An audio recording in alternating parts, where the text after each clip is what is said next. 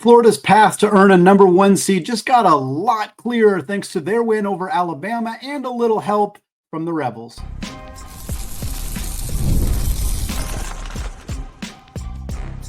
You are Locked On College Basketball, part of the Locked On Podcast Network.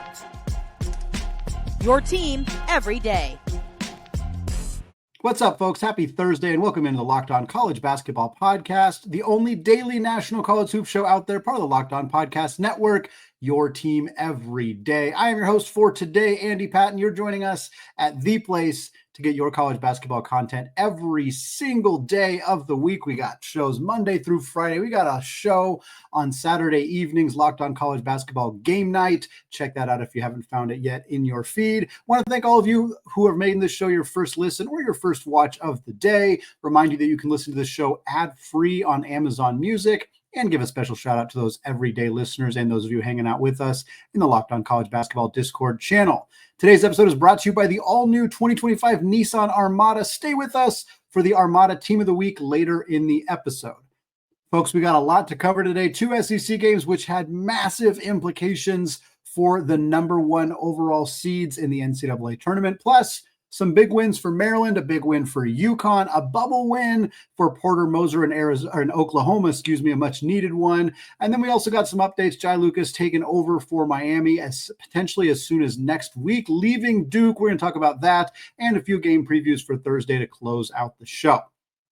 But we start with the two big-time SEC matchups that we had on Wednesday night. The three teams that are all vying for what we are expecting to be maybe just one, potentially two available number one seeds. We feel pretty confident that Auburn and Duke have number one seeds locked up. Houston at this point feels pretty safe on that one line. I think there's some potential variance there, but then you have Florida and Alabama and Tennessee who have all been kind of competing to get that last number one seed or competing to get two of the last number one seeds while the rest will kind of sit on that two line. And nobody had a better day in terms of putting themselves in a firm position to earn one of those number one seeds than Todd Golden and the Florida Gators. Because not only did they go out and get a massive road W over Alabama, which we'll talk about here, but Ole Miss took down Tennessee, an unranked Ole Miss team for now. They will be ranked next week, most likely, takes down number 4 Tennessee. So Tennessee and Alabama both lose. Florida gets the W, puts themselves in a very, very comfortable position. For Florida, this is their second road win over a top 10 team this season. That's the first time in Florida history that they have done that. They, of course, beat number 1 Auburn earlier this year. Now they get a win at number 7 Alabama. They are now in second place in the SEC. Monster performance from Alex Condon. He had 27 points in this one. He had 10 rebounds. He had a pair of blocks. He was 9 of 16 from the field. I know our friend and the host of the Locked On College Basketball Game Night Show, Leaf Tulane, I know he said this on the Game Night Show. I think he said something similar to this on the Wednesday episode previewing this game. Florida's guards are great, but this team's ceiling is determined by that front court, by Thomas Hawk, by Alex Condon, by Ruben Chinyelu. What those guys are able to do to impact the game and impact winning in the front court is critical. And they won this game. Walter Clayton was great. He had 22 points. He had 8 boards. He had 5 assists, or 8 assists, 5 boards, but they win this game because Condon has a monstrous game. They win this game because of what they did on the glass. 16 offensive rebounds for Florida over an Alabama team that stressed so heavily how important it was to win the battle on the glass. They got smoked. Bama got out-rebounded 50-35 in this game. Florida crushed them on the glass. Alex Condon crushed them from the field, from the three-point line. He knocked a few of those down. Just a masterful performance from Condon, Walter Clayton, and the Gators to get another big-time win over a top 10 team on the road. Again, you get wins like this, you put yourself in the top 2, top 3 of the SEC. This year, that puts you in a position to be number 1 overall seed, especially when the team that you beat, Alabama, was one of the teams really competing for that spot. Herculean effort from Mark Sears here, 30 points, 10 of 24 for him in this game. LeBaron Phelan had a great game as well, 19 points, 3 of 4 from 3. But that's now 2 straight losses for Bama. We've talked so much about Bama's incredibly difficult 3-game closing stretch in the regular season. They're 0-2.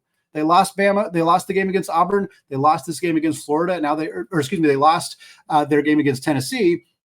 Now they're going to lose. They lose this game against Florida. Now they're going to face Auburn in their final game on the road. Might end up with a 3-game losing streak to close out the regular season. Now, the good news for Bama is that a win over Auburn, a win at Auburn, keeps them in the conversation for a number 1 seed.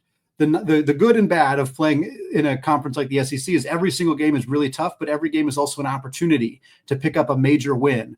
You don't have, you're not playing as many teams that when you beat them, it doesn't really move the needle for you in terms of getting you back on the seed line that you want. For Bama, they got an opportunity. They've lost the last 2, but they got a great opportunity to go get a major win over Bruce Pearl and the Tigers and put themselves back in the 1 seed conversation. If they are not able to do it, they lose the final 3. That puts them in a position where maybe if you do enough damage in the SEC tournament, you can get back in that mix. But with Florida and Tennessee and Houston and Duke, it's going to be a lot more difficult for Nate Oates' team if they're not able to win. They put a lot of pressure on themselves to really need to win this game at Auburn. And then we talked about Ole Miss stunning Tennessee. This was an incredibly fun basketball game. Incredibly fun matchup here. The Rebels moved to 21-9 overall. They're now 10-7 in the SEC. They were already, this is not a bubble team. They were not in a position where they needed this win to stay in the NCAA tournament picture. But most bracketologists have them kind of in that 8-9 seed range, that dreaded spot where you got a matchup against a 1 seed in the second round. This might have been enough to kind of bump them closer to the 7 seed line. Now, UConn also picked up a massive win. We'll talk about that later in the show. They may have done the same thing. So it's going to get a little bit murky in that 7, 8, 9 seed range, but this is a huge win for Ole Miss, and it's due in huge part to the performance from Jamin Brakefield, who came off the bench. He did not score in the first half of this game, but he scored 19 points in the second half alone. He had a stretch in the late part of the second half, from the 8-minute mark to the 5-minute mark in the second half, where he had 15 of Ole Miss's last 17 points. Dude went absolutely nuclear off the bench. He was taking guys off the dribble. He was gobbling up offensive rebounds. He had 4 points in the final minute of this game. He had the go-ahead lay-in. Sean Padula missed a 3. It was a tie game. The ball bounced off the rim. Brakefield got the rebound, laid it up. 2-point lead with 7.5 seconds left. Tennessee unable to get a good look at the rim.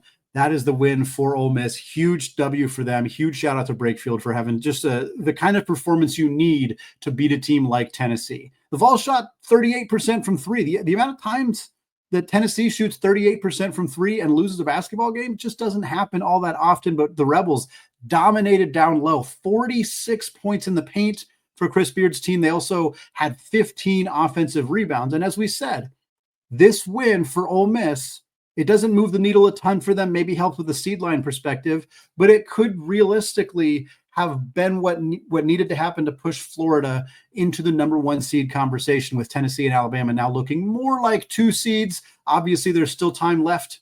There's still major opportunities for all of these teams to come with one more regular season game and then the SEC tournament coming up. But this was a really quality win for Ole Miss, and obviously an incredible day if you're a fan of the Florida Gators basketball program. Moving on to the Big Ten ranked-on-ranked matchup that we got. Maryland goes on the road to Ann Arbor to beat Michigan. 13th ranked Maryland win over 17 Michigan. 71-65 was the final score. What this means is that Michigan State, who plays tonight, Thursday night against Iowa, Michigan State has now locked up at least a share of the Big Ten title, because Michigan fell to 14-5. Michigan State is 15-3. That means that Michigan State will at worst finish tied for first in the Big Ten. Big shout out to Tom Izzo and the Spartans. And also big shout out to Maryland. This is a really nice win for the Terps to go on the road to take a Michigan team that has been very good. They've been scuffling a little bit. But we were really excited about this matchup. Leaf and I talked about it on Wednesday's show. The front court matchup, Derek Queen, Julian Reese versus Danny Wolf and Vlad Golden. What's that going to look like? And really, 3 of these 4 guys played great. Julian Reese did not have a particularly great night for the Terps, but Derek Queen, 17-12 for him, the true freshman, whereas both Golden and Wolf had 20 points apiece for Michigan. But the problem was nobody else really played well, kind of for either team. I mean, not exactly. Rodney Rice had a nice game for the Terps, and I believe that Selton Miguel, I think he had 17 for Maryland as well. But only 4 bench points for Maryland, only 5 bench points for Michigan, 9 combined bench points for these two teams. It was all about the starting lineups. And the front court was great for Michigan, but the guards just were not good enough in this game. Meanwhile, Maryland got nice performances from Rice, from Queen, from others, and were able to get a W here. Michigan still in a fine position. They got that Michigan State game. They're closing in East Lansing. A big-time opportunity, could still finish tied for first in the Big Ten, but really put themselves in a position where they're more likely to finish second, maybe even third, depending on if they can win that game in East Lansing. Meanwhile, Maryland, they only got one game left. They're closing with Northwestern at home. Should be able to get a W there. That would put them 14-6 in the Big Ten. What a season. What a season for Maryland if they're able to go 14, even if they go 13-7.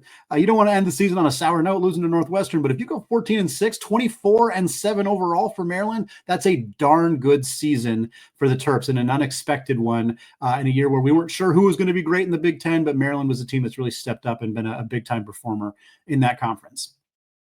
Well, folks, UConn completed a season sweep of Marquette, while Oklahoma got a massive and much-needed bubble win over Mizzou. We got that and more coming up in just a second. But now, folks, it's time for the Armada Team of the Week, which is brought to you by our friends at Nissan and the all-new 2025 Nissan Armada. Each week, Locked On College Basketball experts are picking one team that stands apart, from top-seeded stars to the unexpected upsets. These guys showcase the strength and sheer power needed to push their team forward. This week's Armada clear-cut Team of the Week, Kelvin Sampson and the Houston Cougars. Since joining the Big 12 last season, the Cougars have gone a combined 33-4 in conference games, winning the regular season title multiple games in both years. There is no team in college basketball that more capably embodies the rugged Armada than Kelvin Sampson's squad. Houston's tenacious defense leads the nation in fewest points allowed per game for the second straight year.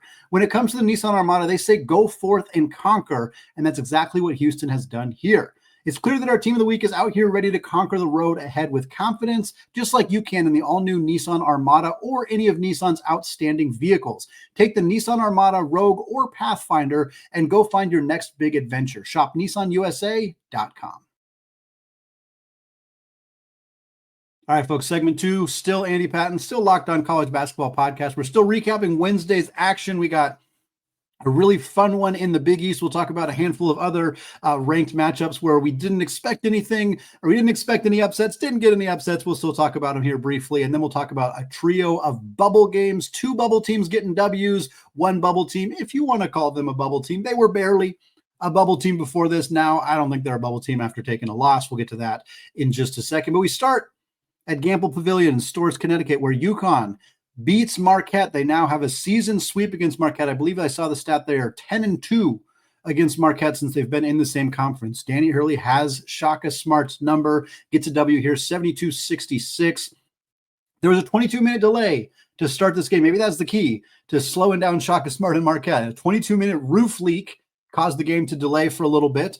And then after that, it was a back-and-forth affair. But UConn, I think they were down 8 or 9 at halftime, went on a big run in the second half, got this thing back within a respectable score, and then just chipped away, got themselves a lead, and managed to hold on to it. Big performance from Alex Karaban. He was rough for most of the game, but then when they needed big shots, he got it done. 21 points for him, 7 boards, and a pair of blocks.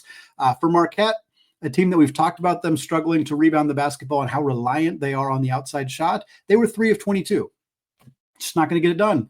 14% from 3. They also got out-rebounded 44-29. David Joplin and Cam Jones had 44 combined, 22 points for the entire rest of the team. Just 2 points off the bench for Marquette. Not enough production from anybody outside of their stars.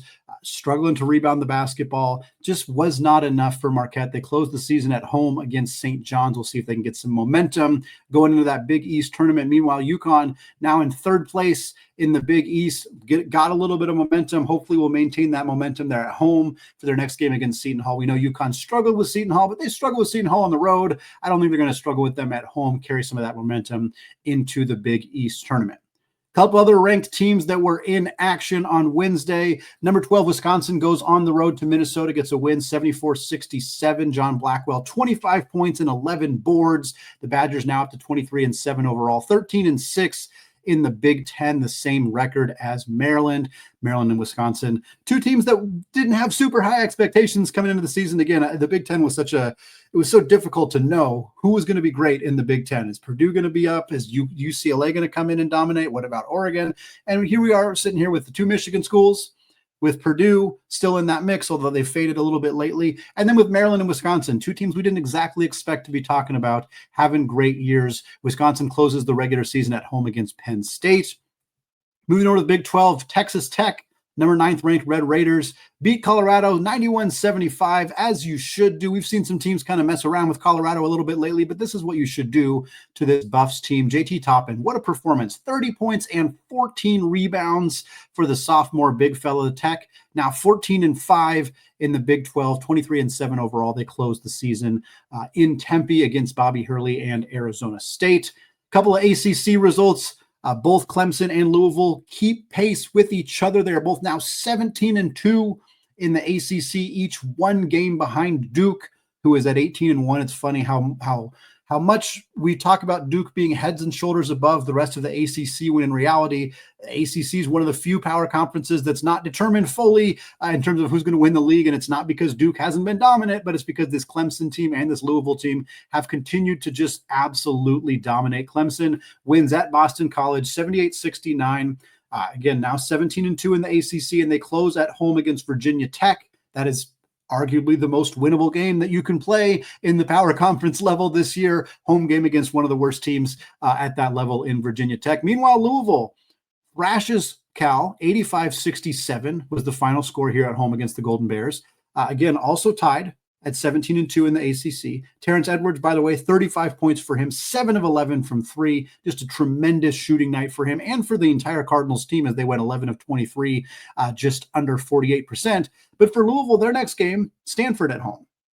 So both Clemson and Louisville, very comfortable positions to finish the regular season 18-2, whereas Duke, they got to play North Carolina. Yes, it's a North Carolina team that's not great, but it is a North Carolina team that's got a 6-game winning streak that is very motivated to beat this Duke team. So something to keep an eye on in the end of the ACC regular season here, as Clemson and Louisville still keeping pace with this Duke team and have pretty manageable final games remaining in the conference.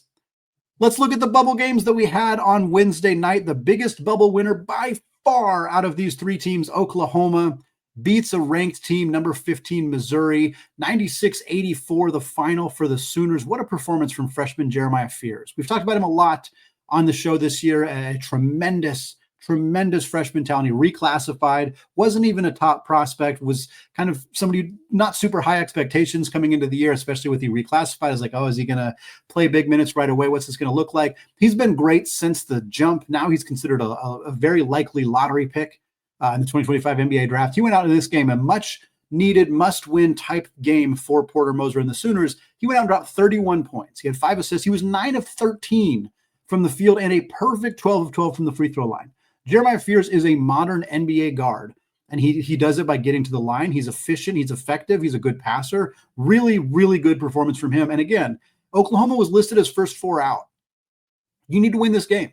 You go out, you beat a top 15 team when you're in that legitimate bubble, like right on the cut line. This is the kind of game you need to win. The Sooners go out, shoot 7 of 17 from 3. Here's the thing, though. They're still just 5-12 in the SEC. This win brought them from 4-12 to 5-12. That's still a very bad conference record. It's really hard to reckon a team that is that poor in conference play. Yes, Oklahoma did not lose a game in the non-conference. That included very big-time wins, Louisville, Arizona, other very big wins for Oklahoma. I get it. I can understand the resume. I can understand the idea of Oklahoma being in this conversation. But this is, 5-12 is really rough record in conference play, but they got it done here. They're at Texas. That's another big one for them. Texas is kind of going the wrong direction or going back in the right direction after a nice win for the Longhorns. Oklahoma needs to win this one. It's a road game for them. If you go out, you get a W here, maybe you start to be you're still 6-12. That's the best you can do in the Big 12, in the SEC, but that puts you in a better conversation, at least if they get a road win at Texas. Other two bubble games, Xavier won at Butler. They needed to. Road games are never easy. Conference road games are never easy. but Butler's not a very good team, and Xavier has lost to enough bad teams this year that they couldn't afford to do it again. They go out, they get a W here. Zach Fremantle, 24 points, 8 boards, 12 of 17 from the field. Ryan Conwell had 21 with 5 made threes. Xavier closes the regular season against Providence at home. They're listed as first 4 out by Lenardi. I think that Xavier probably needs to win an unexpected game in the Big East tournament. Like, they got to upset somebody. If they're able to do that, they're able to beat one of the big 3, big 4 in that conference, then I think you're feeling a lot more comfortable going into Selection Sunday. If they bow out early in the Big East tournament, I think they're going to be feeling a little bit I always say feeling a little sweaty on Selection Sunday, and I feel a little bit funny saying that about Sean Miller because that's a very known thing about Sean Miller, but certainly a team that could use another big win to really feel a bit more comfortable going into the NCAA tournament. Last but not least, Cincinnati was listed among the next 4 out. Not sure they were really a serious bubble team prior to Wednesday night, but losing to Kansas State definitely does not help this team. No disrespect to Kansas State. You just needed to win this game, and you didn't do it. You only scored 49 points. 54-49 was the score in this one. Since he's off the bubble, barring a surprise run in the Big 12 tournament where they upset probably 2 teams that they're not expected to beat, I don't think Cincinnati's sniffing the NCAA tournament this year. Just an awful shooting night for them. Under 37% from the field. They were 2 of 18 from 3. They were 5 of 11 from the free throw line. Like, just could not get the ball to go into the net. Dylan Mitchell, a particularly awful night from him. 2 points, 1 of 4 shooting, 0 of 4 from the free throw line. Cincinnati closes at Oklahoma State. That's a tough one. Doesn't do you much good if you win it, but it's a road game. If you lose it, you're definitely out of the mix at that point. So got to go get a W there and hopefully win a game or 2 in the Big 12 tournament and see if you can maybe make some noise from there. But things are not looking too good for Wes Miller and the Bearcats at this point. Well, folks, switching gears, Jai Lucas set to be announced as Miami's next head coach. The Duke assistant will reportedly take over next week, leaving the Blue Devils before they get into the NCAA tournament. That is a wild, wild thing. We'll talk about that and some Thursday game previews coming up in just a second.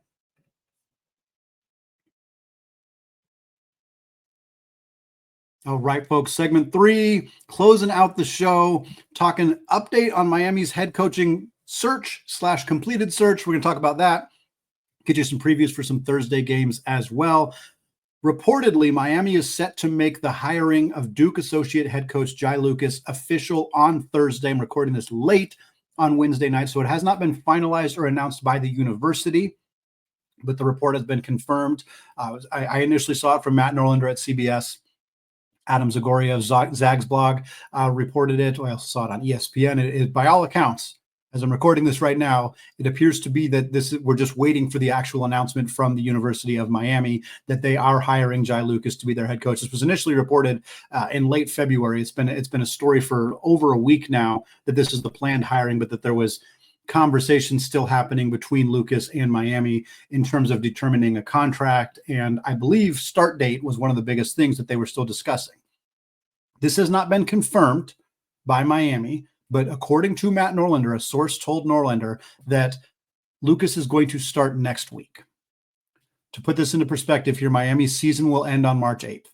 That is their final game of the season. They're playing NC State. That is it. They are done. This is not they're done, because the ACC tournament is not allowing every team into the tournament anymore. There's too many schools in the ACC. They said, we've got to cut off 15 teams will make the ACC tournament. If you finish 16th, 17th, or 18th, sorry, your season ends when the regular season ends. Miami's among those teams. They will not be playing after Saturday, March 8th. So that is when their season ends. That is when players will start making decisions on what they want to do with their future. March 24th is when the transfer portal window opens. So these players will have 2 weeks to decide, do I want to stay at Miami? Do I want to enter the transfer portal? I mean, they'll have more than 2 weeks to decide, but that's when they could first start making those moves.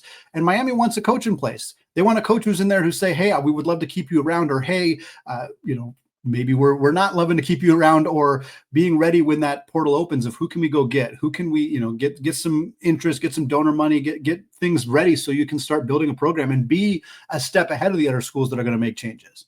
We know Utah is still looking for a new coach. We know there's some other programs out there that are going to make moves, like Leonard Hamilton's already going to be out at Florida State. Like, we know coaching changes that are already happening or that will happen. Miami wants to be ahead of the curve. So they said, we want our coach to start now. We want our coach to be ready to go. But they picked a guy who's coaching at a team that's probably going to be playing basketball into April. I don't want to say probably, but let's be real. Duke's got a really good chance of still playing basketball after March 24th. the very least. That seems quite likely for Jon Scheyer and the Blue Devils. So they had to make a choice. And ultimately, Miami hired a guy and said, we really want to start you sooner. And Lucas, whatever agreement they came to, sounds like, at least according to Norlander's source, that's what's going to happen. So Duke loses their associate head coach. Duke loses their kind of defensive mastermind. That was the role that he played on the coaching staff, as well as a high-level recruiter. That doesn't hurt them as much in this short period of time. But on the actual on-floor results could be impacted by the fact that Lucas is not going to be coaching this team for the next couple of weeks, assuming that this report is true. A little bit about Jai Lucas. For those who do not know, he is the son of a longtime NBA head coach, John Lucas. Lucas is 36 years old, meaning he will become the youngest power conference head coach in all of college basketball when he takes over at Miami. He was previously, he spent the last 3 years at Duke. Prior to that, he was at Kentucky as a recruiting coordinator and assistant coach for John Calipari. Prior to that, he was at Texas. He played at Texas. He started his career there as a director of basketball operations, worked his way all the way up to being an assistant coach. If you want to hire a coach who's 36 years old without any head coaching experience to start at the Power 5 level, you can do a lot worse than a guy who's been at Texas, Kentucky, and Duke. That's a pretty good resume. You could do worse than the guy who recruited the Boozer twins, Cameron and Caden Boozer, from the city of Miami and brought them to Duke. I have no indication that Lucas is going to try to flip the Boozer twins. That seems pretty unlikely at this point, but this dude can recruit. This dude has the reputation. He's got glowing recommendations from Calipari and from Jon Scheyer.